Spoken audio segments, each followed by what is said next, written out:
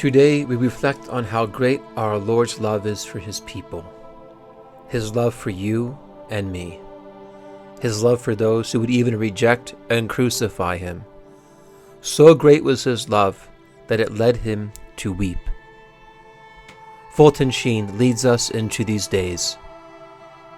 Tears were in His eyes, not because of the cross which awaited Him, but because of the woes impending over those whom He came to save and would have none of Him.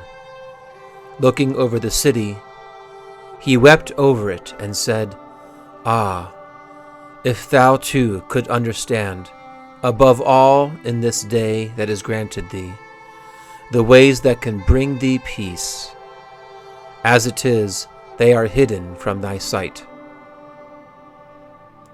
He saw with historical accuracy the descent of the forces of Titus, and yet the eyes that saw the future so clearly were almost blinded with tears.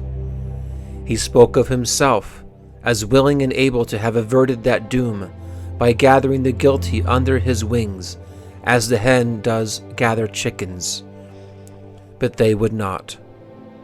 As the great patriot of all ages, He looked beyond His own suffering and fixed His eye on the city that rejected love. To see evil and to be unable to remedy it because of human perversity is the greatest anguish of all. To see the wickedness and be baffled by the waywardness of the evildoer is enough to break a heart. The Father is cast down with anguish when He sees the wrongdoing of His Son. What prompted His tears were the eyes that would not see and the ears that would not hear. Today is Palm Sunday, also called Passion Sunday. We now enter into the holiest week of the year, and Jesus' entrance into Jerusalem is prefaced with the world learning of the tears of God. Our Lord wept over Jerusalem.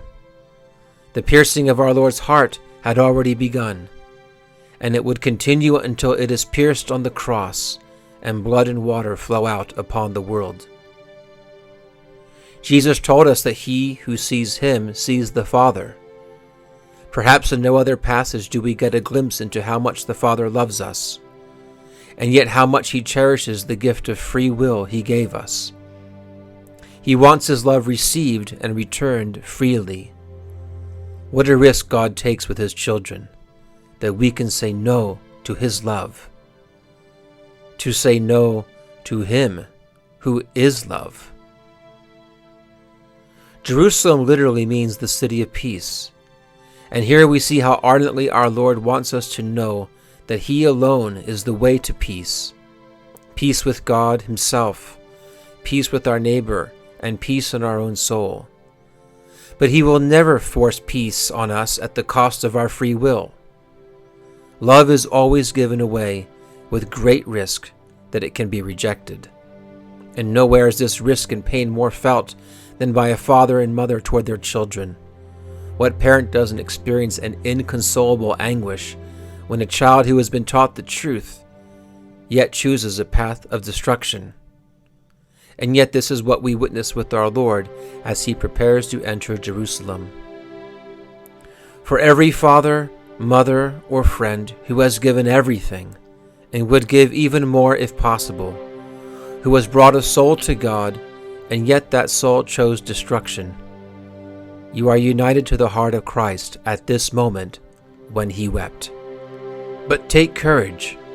We will see at the end of this Holy Week not defeat, but victory, as long as there is sacrificial, crucified love in us like our Lord's.